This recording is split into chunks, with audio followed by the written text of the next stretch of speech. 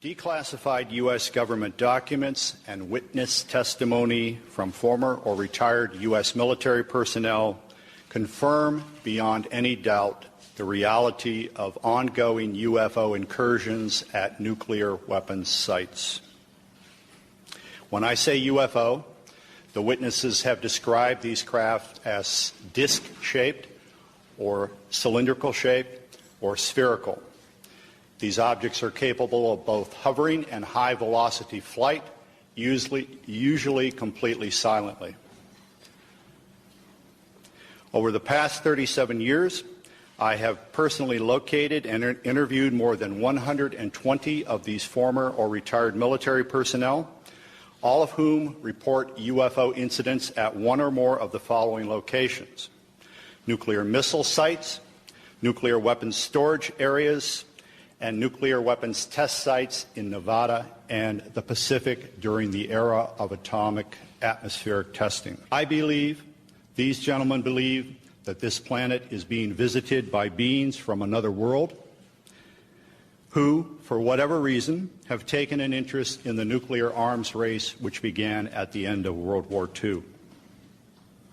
Regarding the missile shutdown incidents, my opinion, their opinion, is that whoever are aboard these craft are sending a signal to both Washington and Moscow, among others, that we are playing with fire, that the possession and threatened use of nuclear weapons potentially threatens the human race and the integrity of the planetary environment. Good afternoon. My name is Robert Salas. In 1967, I was a first lieutenant stationed at Malmstrom Air Force Base, Montana. I was a missile launch officer, and on March 24th, 1967, I was on duty at what we called Oscar Flight. It is a underground capsule hardened site, about 60 feet underground. We had security guards topside. The main guard is called a flight security controller. My commander at the time was Lieutenant Fred Mywald, now retired Colonel Fred Mywald. Sometime in the evening hours on March 24th, I received a call from one of my topside guards, the flight security controller, stating that they had been observing strange lights in the sky making odd maneuvers and wanted to report it. I thought it was kind of a strange report, but I took it seriously. You have to understand we were protecting nuclear weapons, and the reports we generally got were very professional. At any rate, I kind of dismissed the call. He called back about 5 minutes later. This time he was screaming into the phone saying they're looking at an object, a red glowing object hovering just above our front gate. This object was about 30 feet in diameter. He couldn't make out too much of the details of the object, only that it was pulsating, and he had all the guards out there. He was very frightened, wanted me to give him direction. I think I said something like, make sure nothing comes inside the perimeter fence. He immediately hung the phone up. I went to wake my commander, Fred Mywald, who was taking a rest break, started to tell him about the phone call, and just as I told him, our missiles began going into what's called a no-go condition or unlaunchable. Essentially, they were disabled while this object was still hovering over our site, our launch control facility. At that point, we went through our procedures. He reported back to the command post the incident. We also had some security lights, meaning security incursions at some of the launch facilities. So I called the guard back upstairs and directed that a security team be sent out. At this point, the guard told me the object had left at high speed. Again, silent, no noise. the security guards got out to the launch facility and reported back that they were seeing this object again. They also lost radio contact. This incident terminated at that point. We reset the security alarms, but the missiles themselves were still disabled. We had to call in for maintenance teams to come out and bring them back up on alert. The main indication we got from our equipment was this was guidance and control system failure. I want to emphasize that the security people upstairs had no control authority over. They had no equipment up there, no ability to affect any kind of system shutdown on our missiles. All the control systems were underground. We were relieved the next morning. I reported back to the command post, the base, Malmstrom, reported to our squadron commander. He was white as a sheet, didn't know how to explain the event. I asked him specifically if it could have been an Air Force exercise, and he assured me that it was not an Air Force exercise. There was also a member of the Air Force Office of Special Investigations in the room. He ordered us to not ever talk about this. I even signed a non-disclosure statement to that effect. This was, and I didn't talk about it until 1994. I was able to come across a little paragraph in a book called Above Top Secret by Timothy Good. And on page 301 of that book, there's a short paragraph about missiles being shut down while UFOs were overhead. At that point, with the help of Mr. James Klotz, my investigator, we requested the Air Force to send us documents about this shutdown, not mentioning the word UFO. We did get the Air Force to declassify what we'll call the Echo Flight incident. Let me back up a little bit. During the report to the command post, my commander, Fred Mywald, turned to me and said the same thing happened at another site. At the time, I thought he meant that evening, but it turns out the same thing had happened a week earlier at another site, and he was probably referring to the Echo Flight.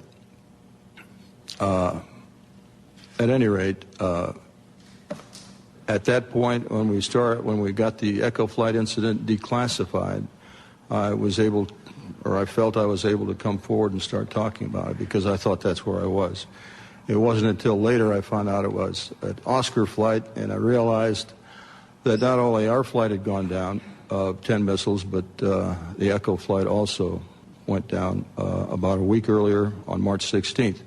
We have extensive documentation on the Echo Flight incident that we received from the Air Force under Freedom of Information Act. We have the testimony of Walt Fiegel, who was the deputy missile crew commander at Echo Flight. I have a couple of letters from the commander, Eric Carlson. Colonel Mywald gave me a telephone interview about this in 1996, and I've got that on tape, and he's given me permission to use that. So we've got audio recordings of some of these witnesses. We've got written statements. We've got documentation from the Air Force. All of this supporting what I just told you.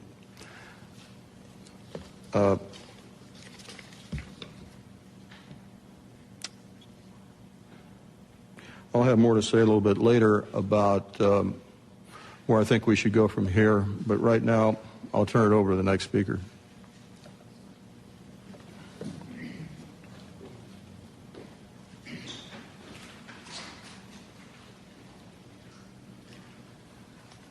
Good afternoon. My name is Dwayne Arneson.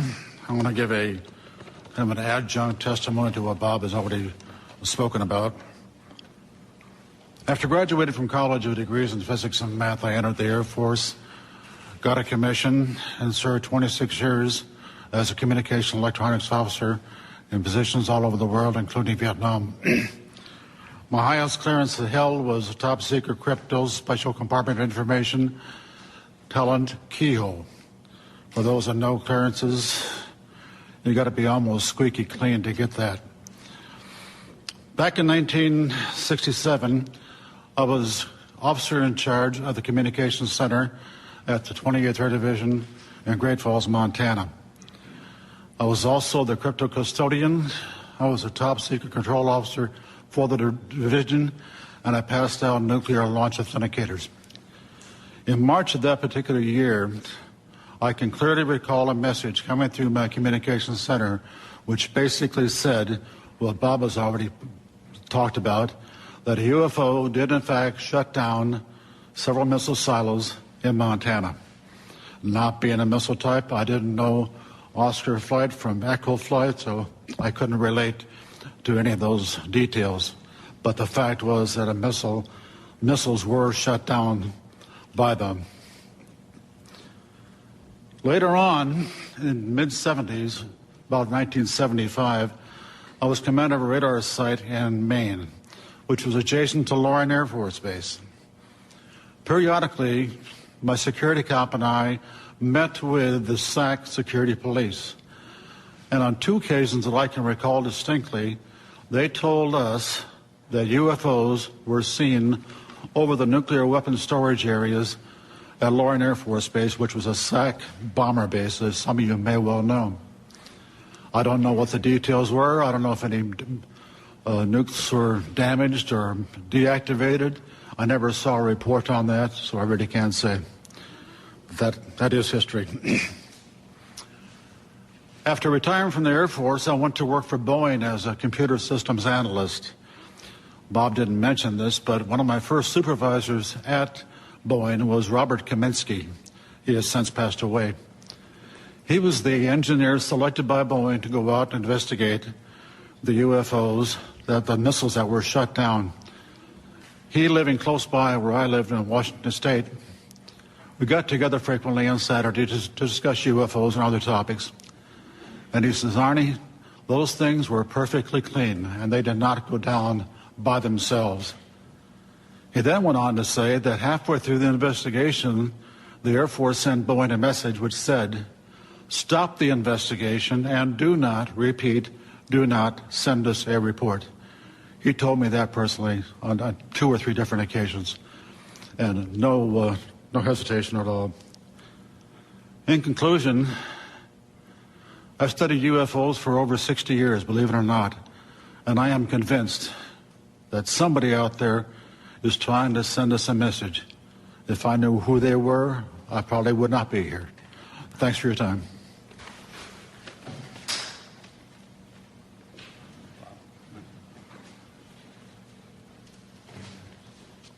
Good afternoon.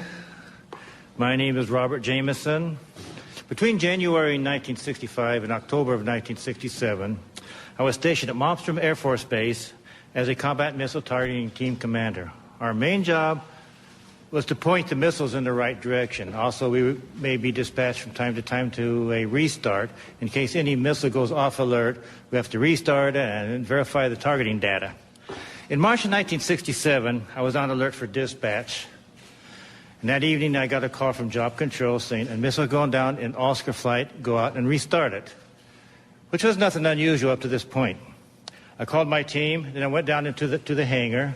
As soon as I got to the hangar, some acquaintances of mine approached me and says, Bob, do you know what happened? No, I don't know what happened. And he says, well, a UFO, was sighted over Lewistown, Montana, actually over Roy, Montana. Lewistown's the nearest town of any significance. But over the Roy, Montana, which is the center of Oscar flight. And when that UFO, at the same time that UFO was over there, all of Oscar flight went down. Well, that was highly unusual. I went to Job Control to verify it, and yes, they confirmed it.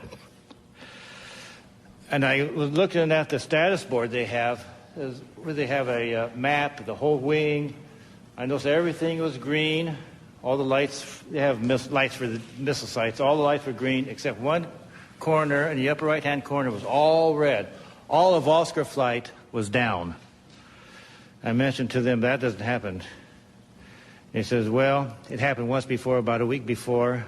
A UFO was sighted over Echo Flight. About the same time, all missiles in Echo Flight went down. He says, other than that and this is it. It's never have happened before. Personally, I'm never aware of any 2 missiles going down at the same time, let alone 10. I also learned, the people in job control was telling me, that earlier that day, a UFO was sighted over Belt, Montana, another town in Montana, small town east of Malmstrom. And it went into a canyon. And immediately they notified the Air Force. We sent a team out there to investigate it. And sure enough, there was a UFO apparently at the bottom of that canyon. Job control told me, go over to the emergency command post they have set up in the colonel's briefing room. I had access to that location. I went over there. The room was too crowded to really gain anything. I did hear radio contacts with a team out on the field mentioning lights at the bottom and everything, but I couldn't get too close enough to really find out what was going to happen. I left the room and started wandering around getting my team ready. Went into debriefing. We always go, before a job, we go to a debriefing. There's where they give us information such as road conditions and weather conditions, things we might expect out in the field.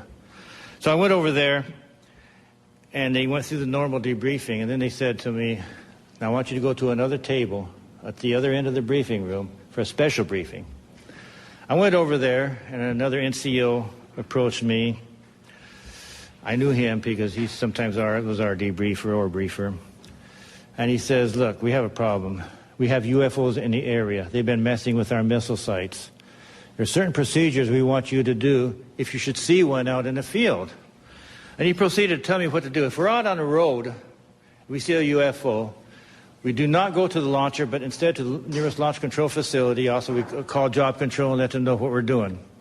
If we're at a site and we're penetrating, then we have to stop what we're doing, remove ourselves from the site, call job control. We'll have radio contact with all these. Call the job control and wait for further instructions. Now, if we're at the site and we're doing our work, I have to take myself, my team, and the targeting tapes, go into the launcher, close the personnel hatch.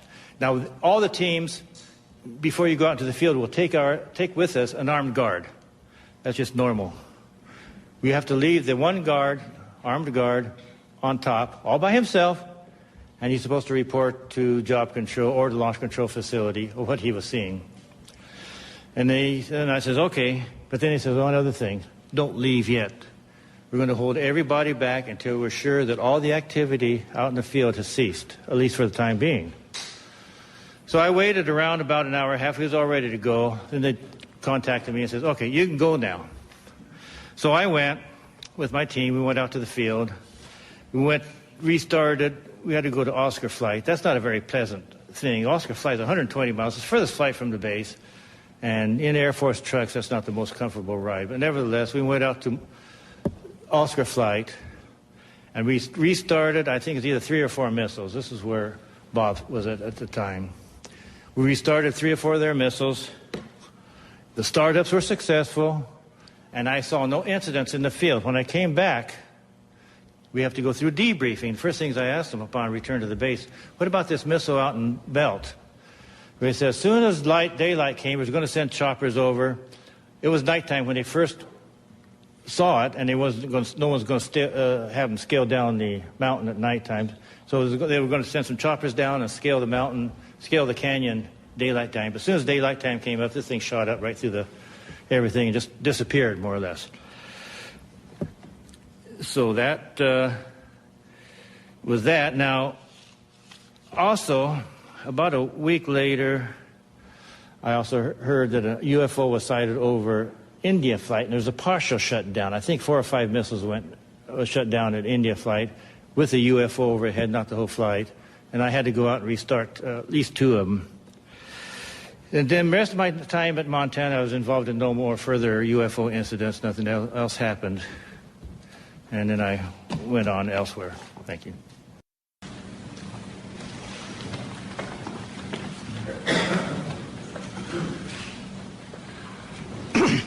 Good afternoon. My name is Charles I. Halt. I retired from the U.S. Air Force in 1991 as a colonel. During my military career, I was base commander of 2 large installations, and at the time of my retirement, I was in the Department of Defense Inspector General's office with total inspection oversight of all services and all service agencies. In 1980, I was reassigned from the Pentagon to RAF Bentwaters as a deputy base commander. At that time, Bentwaters was one of the largest tactical fighter wings in the world. We had the 2 base complex, Woodbridge and Bentwaters in England, and 4 FOLs in Germany, and 2 additional standby bases. In December 1980, early in the morning, several of our security policemen discovered strange lights in the forest in East Anglia, just outside the back gate of RAF Woodbridge. 3 patrolmen, Sergeant Peniston, Airman Burrows, and Airman Cabanasac, actually were dispatched into the forest and approached a craft. They reported it being triangular, approximately 3 meters on a side, dark metallic in appearance with strange markings. They observed it for a period of time, and it very quickly and silently vanished at high speed. Initially, I was not aware of all the details. I was only told of strange lights, and I was sure there was a logical explanation. 2 nights later, at the family Christmas party, we were interrupted. The on-duty flight commander for the security police squadron, Lieutenant Bruce England, came and approached the base commander and I. He was white as a sheet. He said, "It's back." We said, "What's back?" He said, "The UFO." Well, we still were, I should say, non-believers at that point. Since my boss had to do the presentations, I was tasked, unfortunately, to investigate. So I went home and changed clothes. I really expected to find a logical explanation. I took several security policemen with me, a disaster preparedness NCO who took an APN-27, a Geiger counter, and a camera. I also had my small cassette recorder I carried everywhere when I was on duty.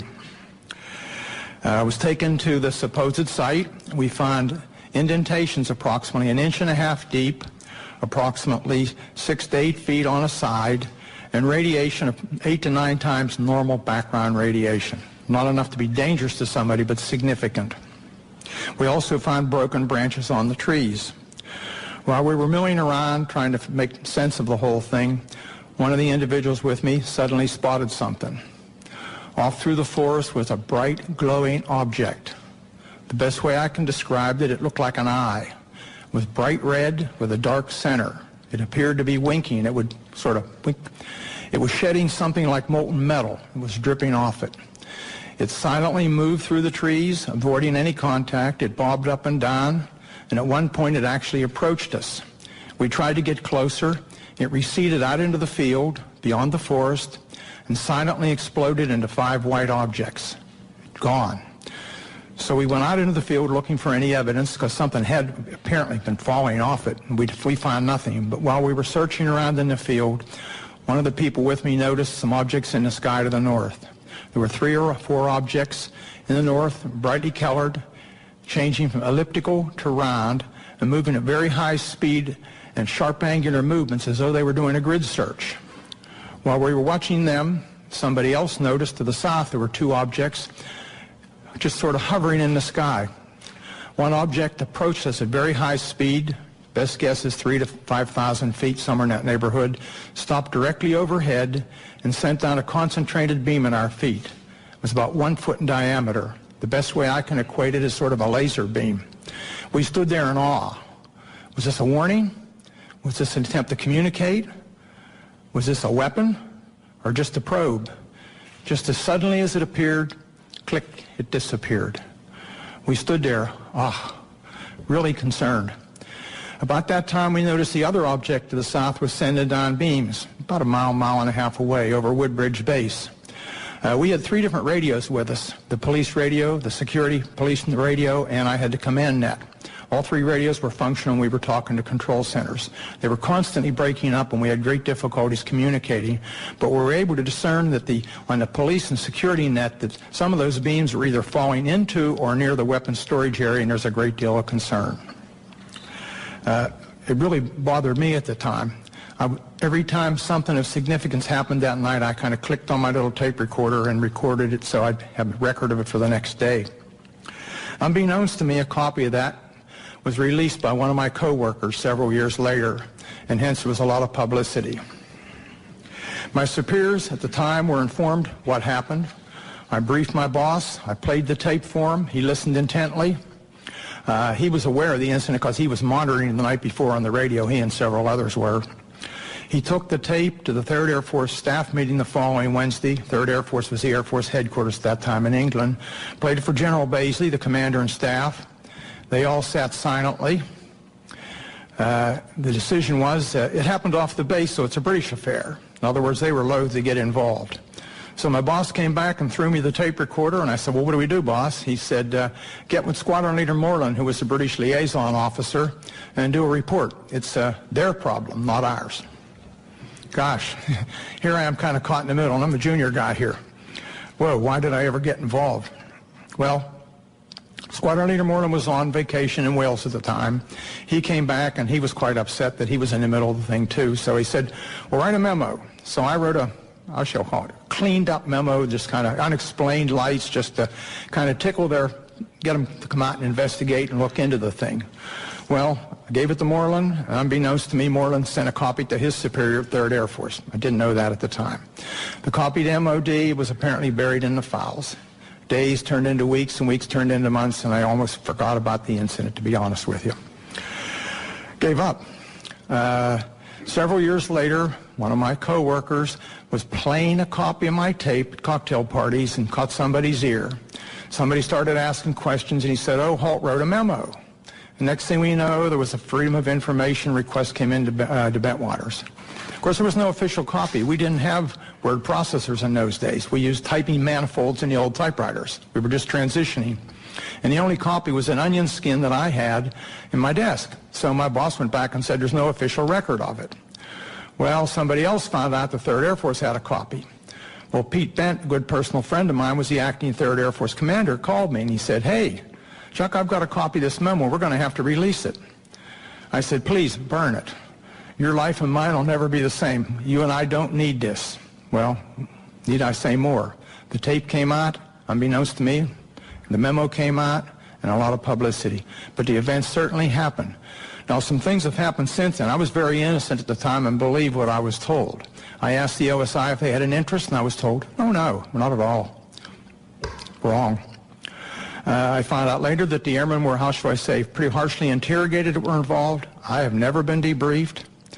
I also found out later that the tower operator, both the tower operators at Bentwaters saw an object and picked it up on their Bright 2 radar and watched it. I found out that the tower operator in the weapons storage area actually saw something, as did a comm man who was working there and saw it go down into the forest near us. And also several other people around the base saw it. It's kind of interesting. What did we see? I have no idea what we saw that night. I do know it was under intelligent control, and in my personal opinion, it was either from another dimension or extraterrestrial.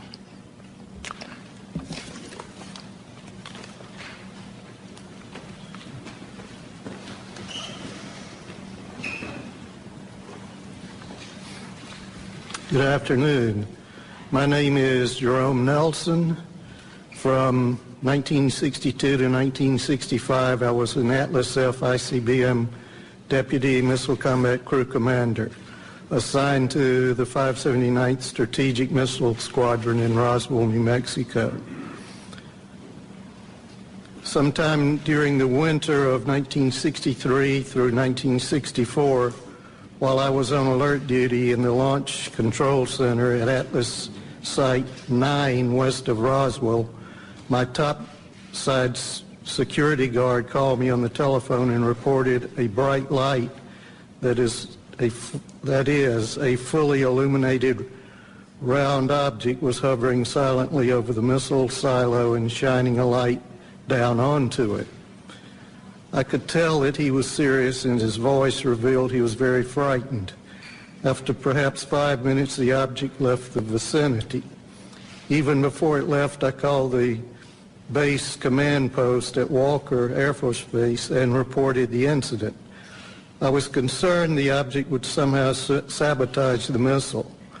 I was surprised by the response I received, being told that the command post would take the unauthorized excursion under advisement. I was never debriefed by my commander or anyone else, which I found quite puzzling and frustrating. Over the next month or so, this type of incident occurred several more times while I was on duty at Site 9. I would estimate the total number as more than 3, but fewer than 10. On each occasion, I would call the command post, but each time my report was met with the same apparent indifference. During each of these incidents I witnessed, the guard would call the Launch Control Center and report the UFO. Several guards were involved over time and were all obviously frightened by the object hovering over the site. Their voices were actually trembling. Because of my duties in the Launch Control Center, I could not go topside and look at the objects myself.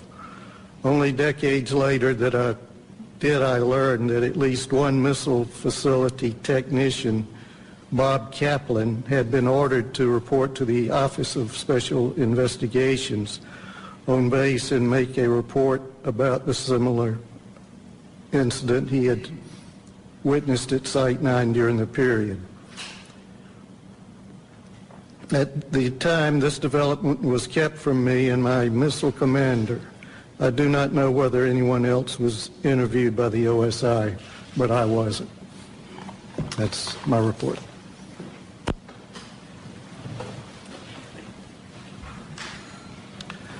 Well, good afternoon, ladies and gentlemen. My name is Patrick McDonough, and I'm here today to relate an experience that happened to me in September of 1966. It's 44 years ago, but that experience was so significant, it was basically burned in my memory. I haven't forgotten about it at all. But I am getting older, and I did want to put this experience and relate it on the record. A little background on me: I had enlisted in the Air Force in Berkeley, California in first week of November 1962. At the onset of the Cuban Missile Crisis, it was going. I felt patriotic. And up to that time, I had been studying engineering in college. I had 3 years of engineering. And the Air Force, considering my background, trained me to be a geodetic surveyor. And I was assigned the 1381st Geodetic Survey Squadron in Orlando, Florida. We basically, in 1965, we moved to Warren Air Force Base in Wyoming.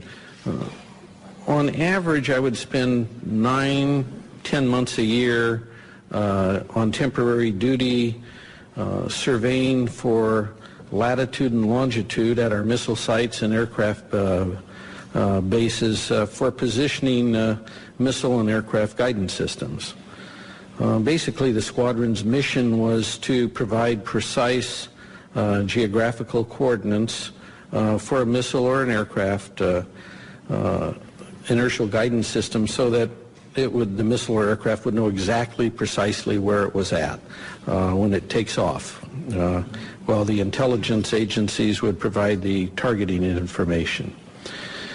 In early September of 1966, myself and 2 other airmen, Airman First Class Al Kramer and a Airman Third Class Charlie Coates, we were temporarily assigned to Malmstrom Air Force Base, and were ordered to provide or perform the initial geodetic surveys for the last 50 missile sites there. There already was 150 Minuteman I sites, and we were putting in the last 50 for the wing. And basically, we were assigned to the Site Activation Task Force they call SATAF. It was a Boeing, really, the prime contractor. We were given a government truck, no radio, anything in it. I was the chief of party. I was the observer on our small 3-man team. Al was the recorder. Charlie was, we were trying to train him both in observing and recording. We normally would arrive at a missile site at about in early evening. We'd set up our instruments, and basically what I was doing was the star observation to provide precise latitude and longitude. On the night of this incident that happened, we were completing a series of what we call celestial astro-azimuth observations southeast of Conrad. And I was doing the observing, Al was recording, and Charlie was assisting Al with the chronometer on the time hacks as I tipped on Polaris. The unusual thing about this missile site I was at was that the blast hatch of the silo was open. And that was very unusual. Normally when I'd go to these missile sites, even though they were not activated yet with a missile, they were always closed. The monoliths were there. We do 4 monoliths and do a precise quadrangle.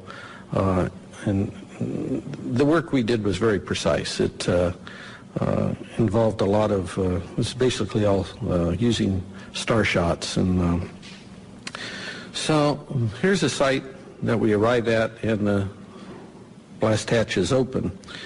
And we're nearing completion of the star observations. We had been to the other 3 monoliths, and I was at the monolith at the next to the hatch. And it was probably about 1:30, and a unidentified flying object came from the north and stopped right over us. I would say it was probably about altitude of 300 feet or so, maybe a little higher. It's a little hard to tell in the dark. It was round. It had, I would estimate its diameter at about 50 feet, kind of like a pretty large, like a wingspan of a B-52, something in that range. It's pretty large. It seemed to have pulsating lights going around it, and it had a white light from the center looking down into the silo. There was no wind, there was no noise. It only stayed there maybe 20, 30 seconds at most. And then I just remember, I'm staring up at the stars, right? I'm a pretty keen observer of what's above me here in the celestial sphere up there. And I just said to myself, what if this thing beams us up and takes us off to some distant place and never returned to Earth again? I mean, this is going through my head here while this thing's above me. And then from this dead stop, it shoots off to the east, just like now you see it, now you don't. It just, phew. So after this UFO departs, I grabbed my instrument and jumped in the truck behind the steering wheel, and off we went. And we weren't about to be there if it came back. We didn't have guards with us because there was no missile. We didn't have a radio because we're not really in contact with the Air Force Base. I don't know any of this other stuff is even going on, to be honest with you. I mean, we're just kind of out there on our own doing these sites and mailing our material back. It was wasn't even aware there was a UFO problem per se. But as it turned out, the night's events weren't totally over with us at that point. As we sped away and on our way back to Conrad, and the Army Corps of Engineers had base rocked all the roads to take the weight of these missiles they were bringing in. And of course, these are new sites, and they took down all the signs to make the roads wider. And I go over the hill and come down, the headlights come down, there's no road there at Teed, And so I tried to make you either went to the right or left. I tried to go to the left towards Conrad, and the truck flipped over, and we ended up upside down. Fortunately, none of us were hurt. We walked probably about 2 hours to the nearby farmhouse, if you call that nearby, and called the Montana Highway Patrol, The farmer drove us back to the accident site, and it was interesting when the highway patrolman arrived, because we told him, how did this occur? He was asking us, and I told him that his dispatch had told him there had been over 20 reports to his office that night in reporting a UFO in the area. I wrote incident reports to the SATAF, Boeing, Montana's state regarding the accident. But, what was interesting was I never heard anything from the Air Force regarding the incident. And I never had to, there was no retribution or reimbursement required from me for rolling this truck. And this truck had 18 miles on it that afternoon. It was a new truck. Okay, so nothing, I heard nothing. So this part was good because I didn't really want to buy the truck. I went back to my headquarters at Warren Air Force Base, and about a month and a half later I was discharged. I did not mention wrecking this truck up in Montana on one of my TDYs. They didn't ask me, and I didn't mention it. I didn't want to buy it. But I must say now, in my 4 years that I had with this Geodetic Survey Squadron, I had worked on the latest missiles and aircraft in the U.S. Air Force inventory. And I worked everywhere on these guidance systems. And I never saw anything in the Air Force inventory that could perform like this UFO did.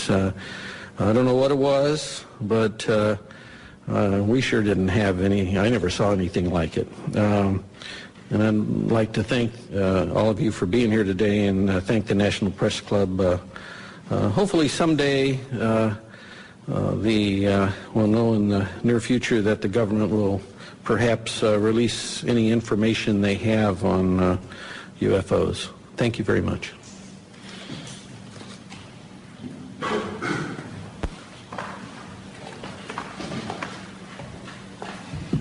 Hello, everybody.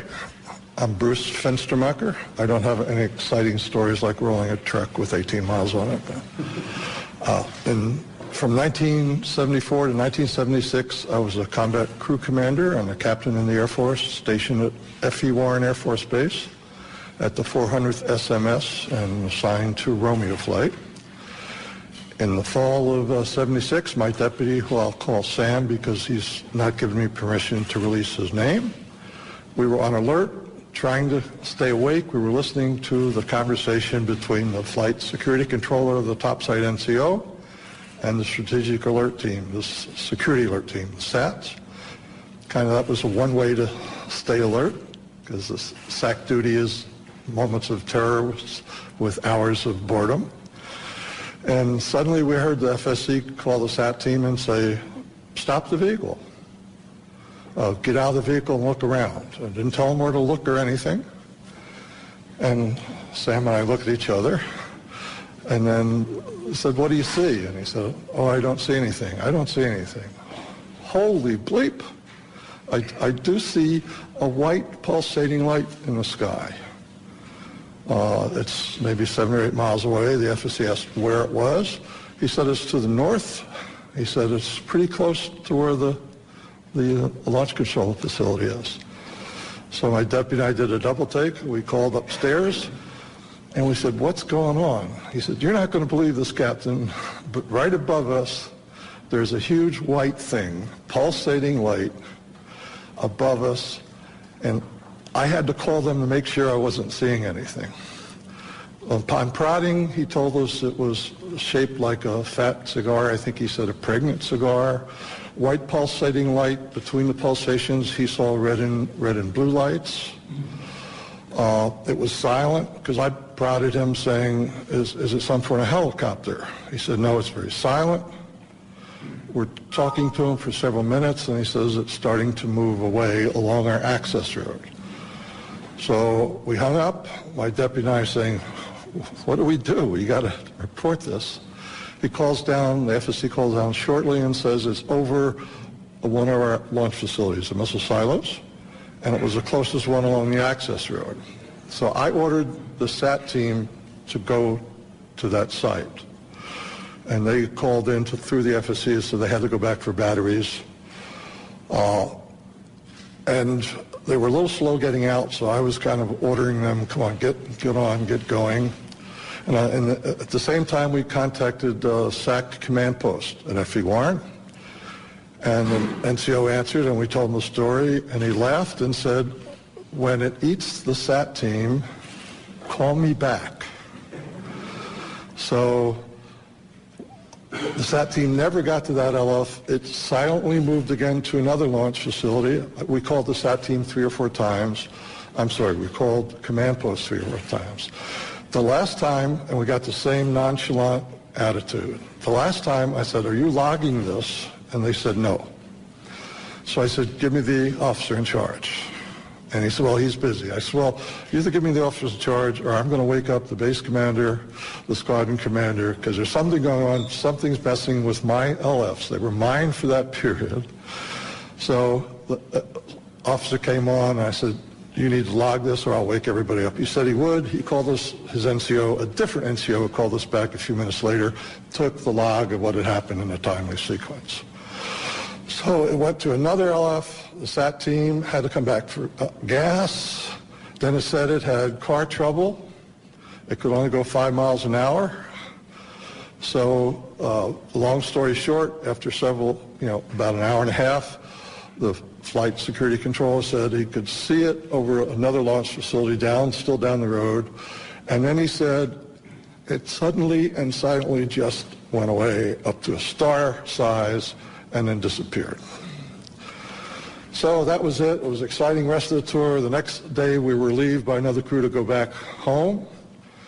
And I went upstairs and the FSC is lying like in a chair in almost a fetal position. And I talked to him and he was scared. He said, I can't sleep. I can't get that thing out of my mind. And I said, what the heck was with the SAT team? He said, both my deputy and I were prior service, so we got along well with the enlisted guys. So I said, if you promise not to tell anybody, they told me they were not going to go to any LF with that thing over it. No direct orders, no nothing, and in fact, they never left the launch control facility. We picked up the Quebec team on the way back, the Quebec crew, because Quebec was on the way to Romeo, and SAC liked to save a little gas, so we road share. And they told us that earlier that evening, they had the same sort of thing flying over several of their launch facilities. And I said, what happened? You reported it. And they said, are you crazy? We didn't report it. We're not going to report it. I said, well, I did. He said, well, if you tell them about us, we're going to say it never happened. So we went back home. I reported to my squadron commander. The next few, we always have departure meetings when you go out for alert. The next several departure meetings, we had an unusual visitor. We had an officer in a uniform telling us that you may have heard rumors about this. It didn't happen. It's top secret. And I wanted to stand up and say, which is it? Didn't it happen, or is it top secret? So that's my event. I think Mr. Salas could back.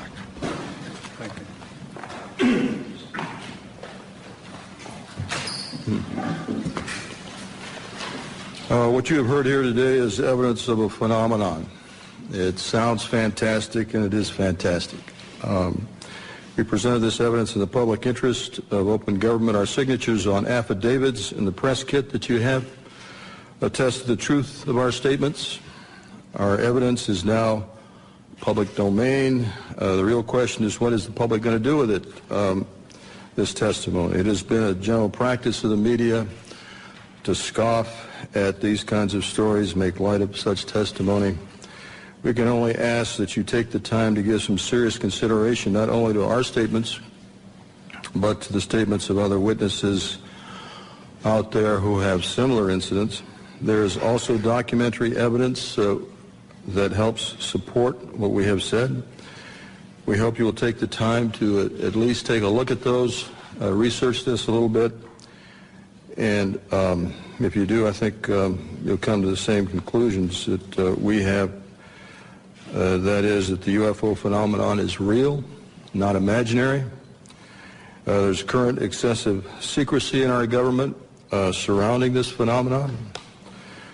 Unknown aerial objects have in fact been observed over many of our nuclear weapons bases and other nuclear facilities, and in some cases the appearance of these objects coincided with compromising the operational readiness of our nuclear weapons.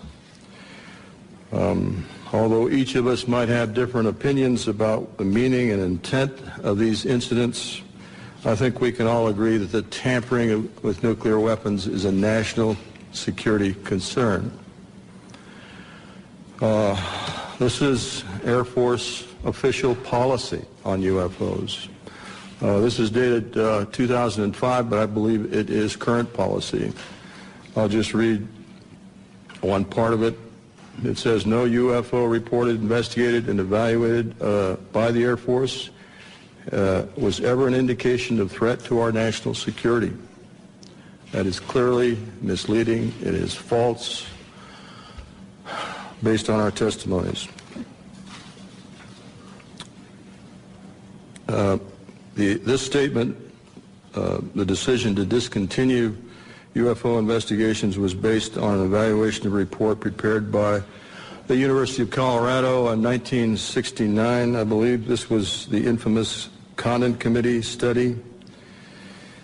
There was substantial evidence to show that study was superficial and biased. In particular, the Echo and Oscar incidents I spoke about were never investigated by the Condon Committee, even though their principal investigator was well aware of these incidents.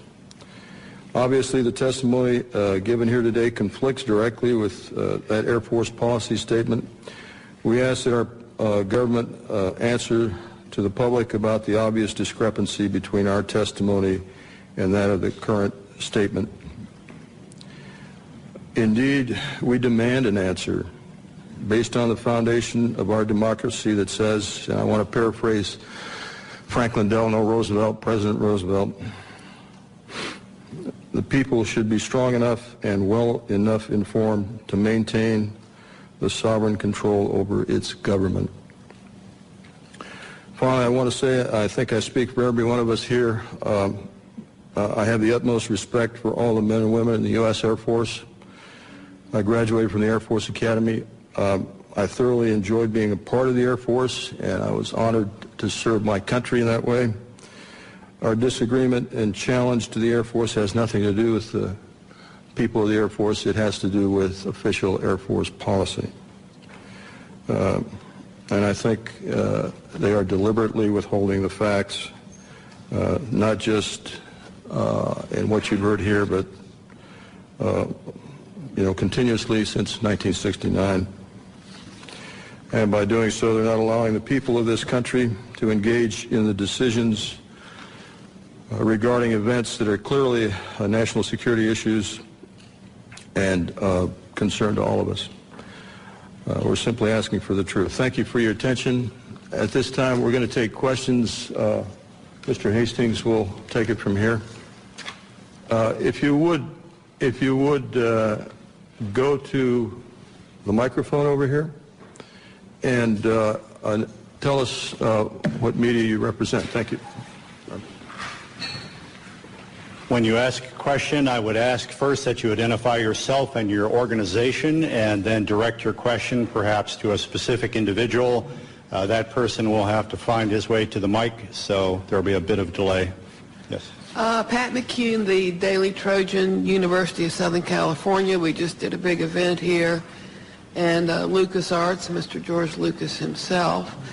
I wanted to commend all of you. You guys are soft-spoken, but you carry a big stick, and that's exactly the way to approach this issue. I remember when UFOs first got going, it was like a laughing matter until they started revealing themselves in the deserts, Arizona, Colorado, and so forth and so on.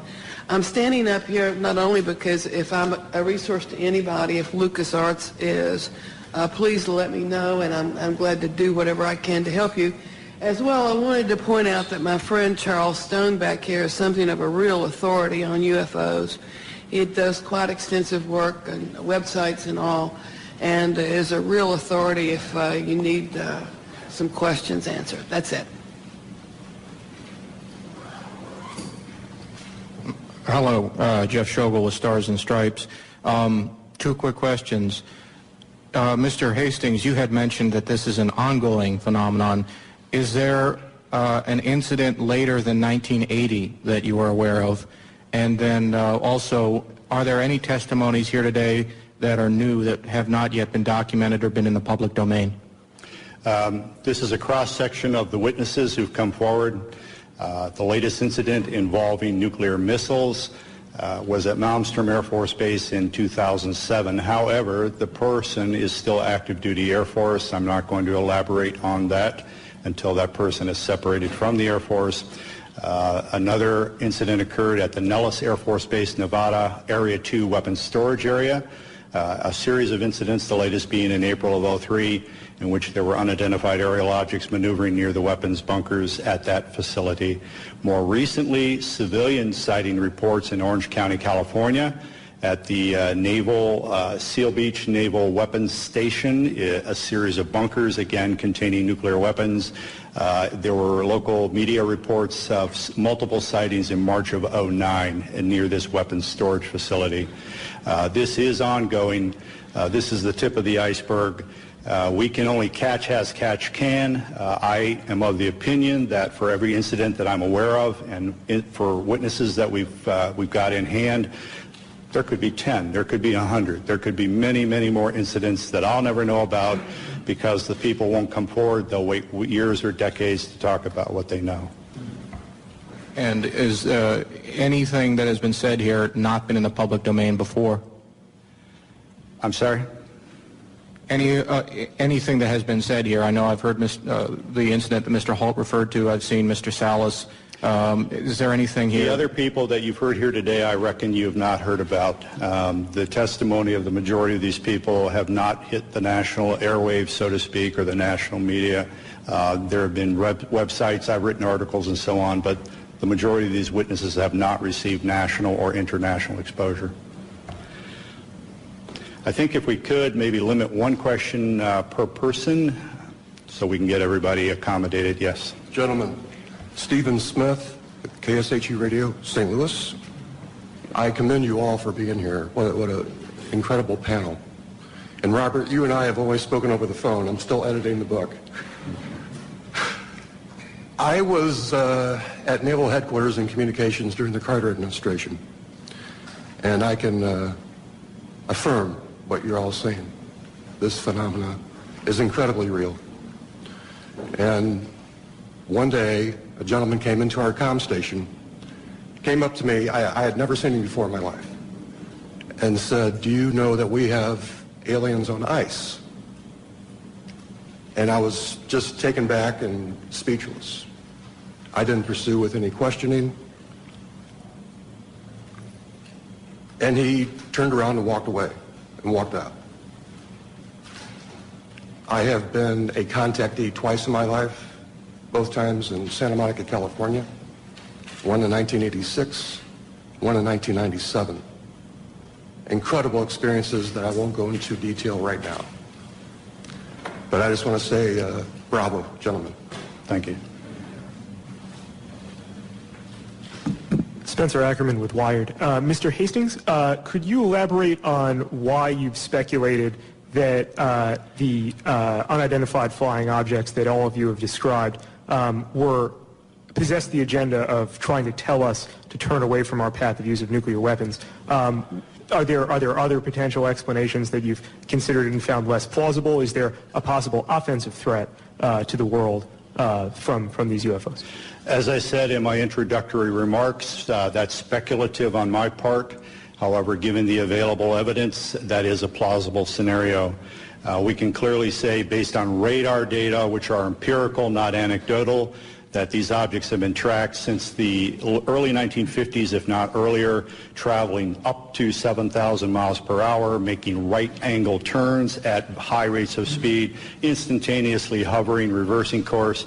If we or the Russians or any country on Earth had those kinds of craft in the early 50s, why have we spent the last several decades developing fixed-wing aircraft of far inferior abilities?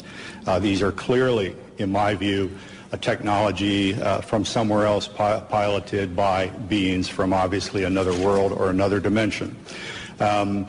Moreover, the fact that missiles have been tampered with here and in the former Soviet Union, and on one occasion in each country, about which I am aware, actually activated, I think we can rule out that these are the Americans attempting to start World War III or the Russians attempting to start World War III. Again, the technology involved is so superior, and we cannot conceive of a logical scenario whereby either of our countries would attempt to activate nuclear missiles for any reason under the sun. Now, our opinion is that whoever these beings are, they are indeed attempting to send a signal that we are playing with fire, that we are gambling with the human race's future. There are other possible scenarios. I have half-jokingly said from time to time, maybe they're planning to invade Earth and they don't want to inherit a radioactive environment when they do. Now, I don't believe that's what's going on by any means. I don't think humankind is in jeopardy from whoever they are and what their intentions are, except we will have our minds expanded. There will be a paradigm shift. Traditional institutions such as religions, governments, other social institutions may indeed be threatened by what is coming. That is just a logical consequence of what is about to occur. But if indeed this Earth is being visited by other races, and if those races are, one or more races, are in fact repeatedly monitoring and sometimes tampering with our nuclear weapons, that secret, in our view, should not be kept from the citizens of this planet any longer. But you don't think there's an offensive element to their contact? I don't think there's any potential hostility, except, again, to closed-minded people. Sure. This is to the question of hostility. What you've heard up here, and especially in my case, they could have done a lot more damage, in permanent damage to our weapon systems, and they didn't. All of these weapons, in my case, were brought back up on alert. It took a day or so, but everything was fine. If they wanted to destroy them with all the powers they seem to have, I think they could have done that job. So I personally don't think this was a hostile intent.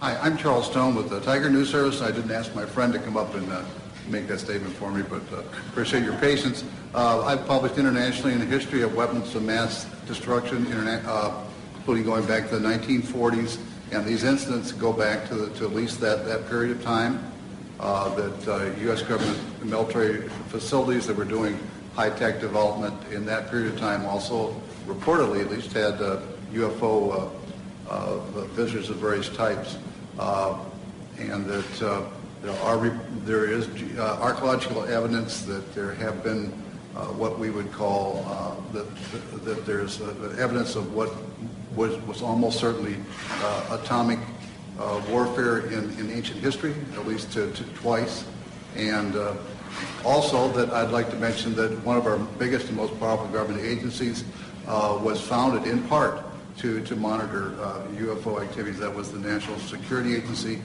in the late 1940s. Did you have a question, sir? Are you aware that the NSA was partially founded to monitor UFOs? I've heard rumors to that effect, and also the Central Intelligence Agency. In my view, those rumors aren't supported by any authoritative documentation at this point. I would not be surprised at the same time if that were ultimately proved true by historians, but that's as far as I think we can take it at this point. Right. Thank you. Thank you. Hi, my name is John Kelly. I'm a columnist at the Washington Post. Colonel Halt, you mentioned that when you went out you had a cassette recorder, a Geiger counter. You said a camera? Camera, 35 millimeter camera. First of all, did you take any photographs? And second, how does a cassette tape made by you, presumably for official purposes, end up at a cocktail party entertaining guests? Okay, two questions. Let me answer the first one.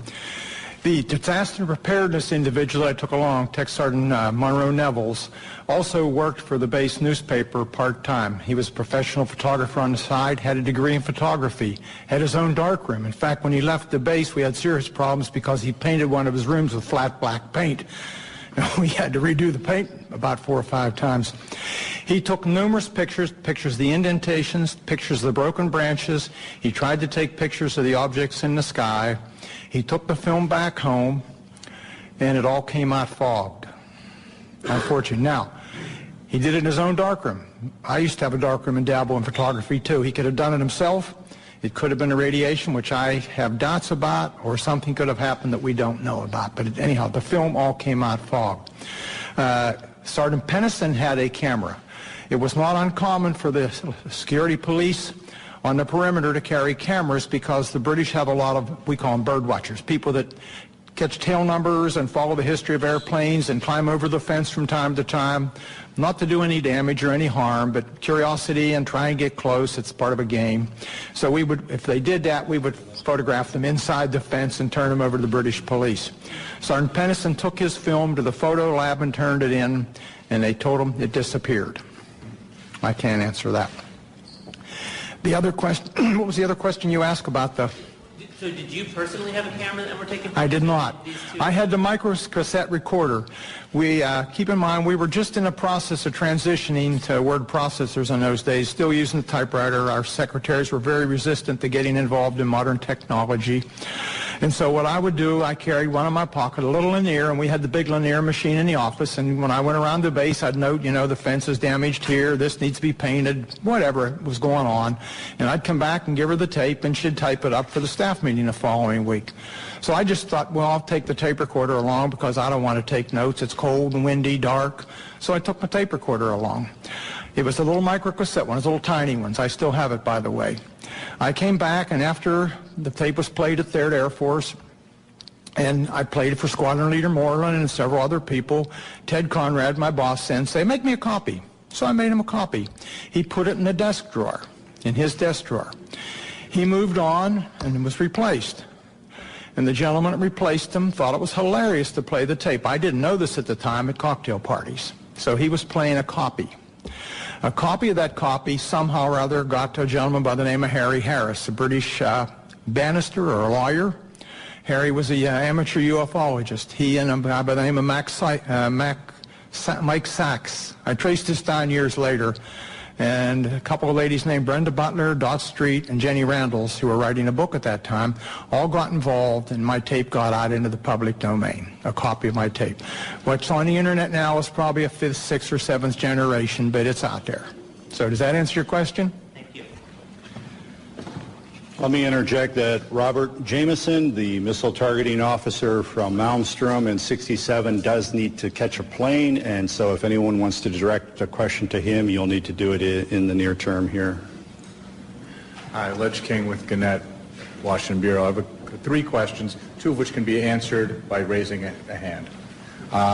The first is, have any of you been contacted in the last month, I guess, whenever this event was being planned, by a government official telling you not to show up or trying to dissuade you? Any of them? Any of you? No. Second question is, Mr. Hastings alludes to the fact that there's a message being sent here that we ought to get rid of nukes. How many of you subscribe to that theory? The theory that you support getting rid of nukes, first of all. I don't think he said that. Well, what you're being asked is, Bob and I are of the opinion that the bottom line is the best explanation for what has taken place at our nuclear weapon sites is that whoever are in the UFOs are in effect sending a message, perhaps getting rid of nukes, expressing displeasure or concern, but certainly indicating an interference with the weapons. You're being asked whether you subscribe to that or not. Do you support? Not quite to that degree. I think they're modernists to make sure we don't mess things up. Do all of you support getting rid of nuclear weapons? Show of hands. One. Okay. Can I just add? Sure. with regard to the reason I came to the conclusion that this was a message was simply, again, they could have done a lot more destruction, I think, to our weapon systems, and they didn't. It was simply shining a light on our nuclear weapons and literally shining a light on nuclear facilities. This has happened all over the world. I can point to other instances where UFOs came over, shone a beam down on the weapons storage area where nukes were stored. To me, it's pretty clear. This is just, we're shining a light on this. We're pointing it out. What are you people doing with nuclear weapons? And my final question, which does require somebody to speak, is, you've talked about how society and the mainstream media sort of are very dismissive of all this. Can one or two of you talk about sort of the personal journey you've come to in terms of, approaching family or friends or others about this when people may think it's kooky to talk about this? Can one or two of you talk about how was it difficult? How difficult was it? That sort of thing. Thank you.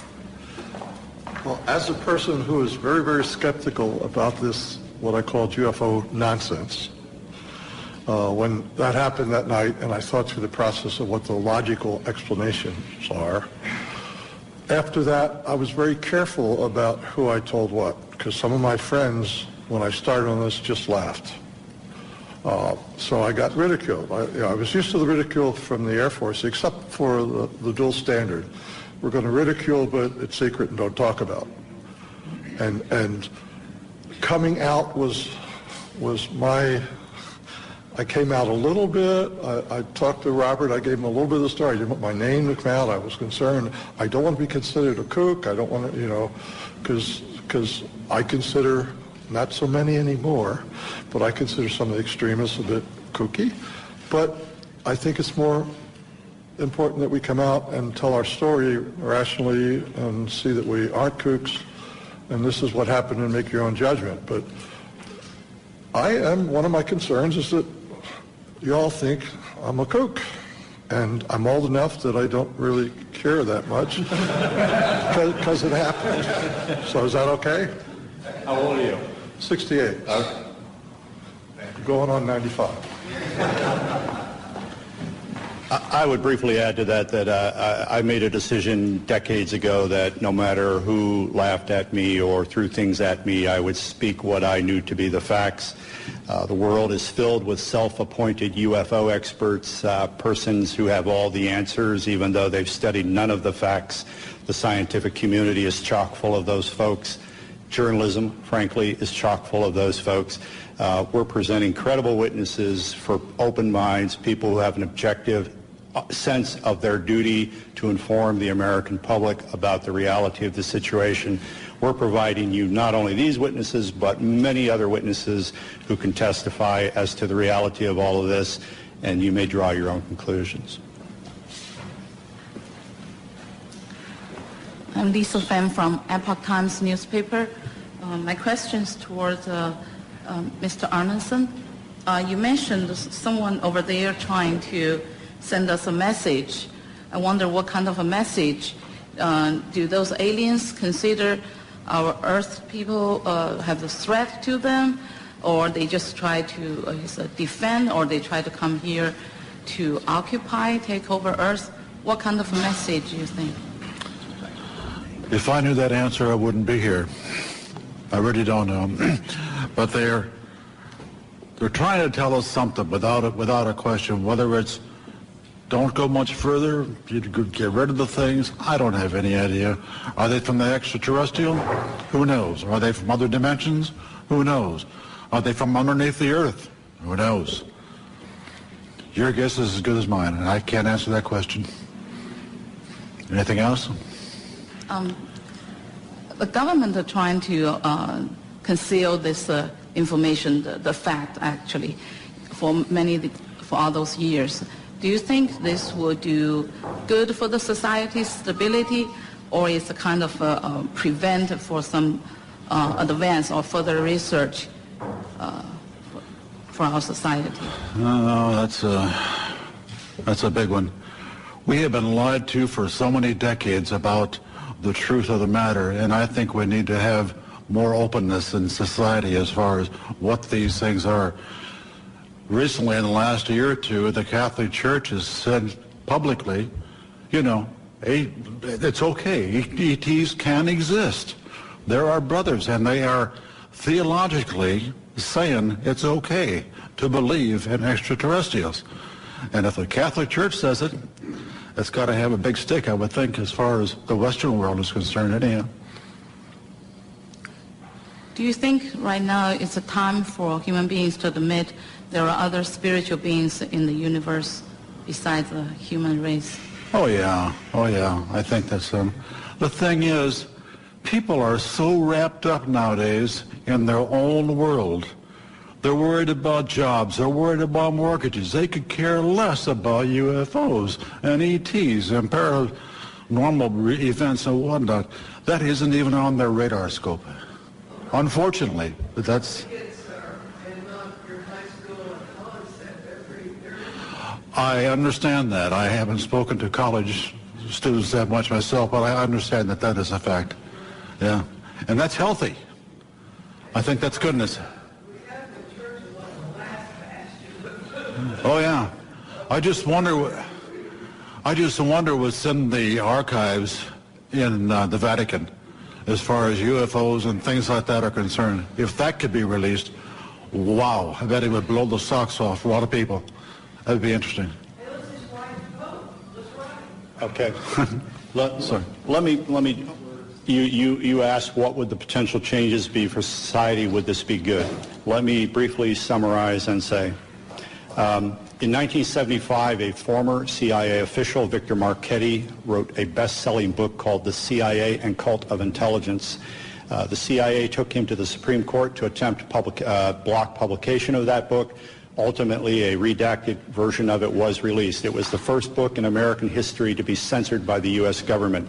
This same Victor Marchetti, in 1979, wrote an article for Second Look magazine. The title, I believe, was How the CIA Views the UFO Phenomenon. He said, among other things, this subject was so sensitive that you did not talk about it in the agency unless you had a need to. Nevertheless, there were rumors floating around at the highest levels of CIA about recovered crashed UFOs and the bodies of their crews. Thirdly, Victor Marchetti said, in his opinion, as an intelligence analyst with CIA for I think 11 years, he was of the opinion that no government on earth will voluntarily release this information because it would jeopardize the status quo, i.e. their power. Even if there's no hostile intent or implication to the visitation of these beings, if indeed these are extraterrestrials, even if they're not meaning us any harm whatsoever, governments have nothing to gain and everything to lose by admitting the reality of this. And Victor Marchetti's opinion is that this will probably come out, by some action on the part of the phenomenon itself, which will leave no doubt in anyone's mind. But don't expect Washington or Moscow or any other government to volunteer the reality of all of this. Thank you. I'm Jim Canan. I'm a defense writer of long standing in this town for Gannett Newspaper's Business Week magazine, and I was senior editor of Air Force magazine. I'm going to ask a question, but I want to contribute something. When I was on Air Force magazine, I was told by an Air Force colonel of long acquaintance that this was real and that we were actually dealing with the aliens. I never had the guts to write. He said, you won't have the guts to write this. I said, no, because I have to confirm it. And if you can't tell me how to confirm it, he did give me a couple names, but it didn't pan out. I was like all the rest of the press, if I couldn't confirm it, I wouldn't write it. Now, that may mean that we're somewhat cowardly, but at the same time, it means that we're also very careful. I do sympathize with the members of the press who do not write about this, even though I myself am convinced of it by now, because I was one of them once. But now, I have a question contemporary. 2 years ago, the Air Force Chief of Staff and the Secretary of the Air Force were dismissed by the Secretary of Defense for, among other reasons, being sloppy in their management of nuclear weapons. We transported an armed one somewhere. We sent components overseas and so forth. This shook up the Air Force. I want to ask you gentlemen in the aggregate or individually, do you think that this evidence of malfeasance ranks up there with not telling the public about alien or UFO intrusion at nuclear sites? Is there an equation there?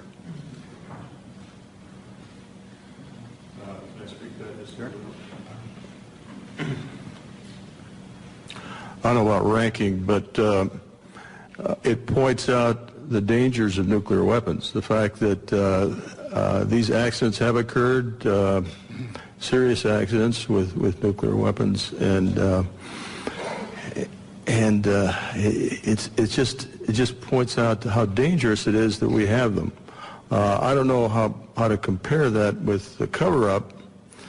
I'd have done an analysis of the cover-up, and I'd be glad to give it to any of you guys that are interested. But I think it's related in the fact that the cover-up of the fact that UFOs did intercede with our nuclear weapons is extremely important. May I add something?